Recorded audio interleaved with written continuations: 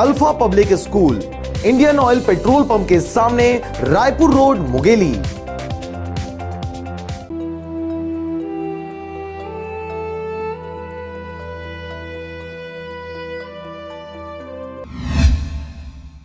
सोमवार को मुंगेली जिले में चतुर्थ कर्मचारी संघ ने अपनी मांगों को लेकर जिला शिक्षा अधिकारी को ज्ञापन सौंपा।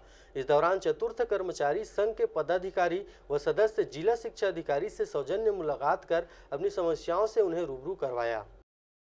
नवनियुक्त डीओ जीपी भास्कर से भेंट कर पदोन्नत के बारे में मांग किए गए हैं। कब से आप लोगों का ये मांग चल रहा है और क्या चाहते हैं आप लोग? ये सर 1 वर्ष हो गया।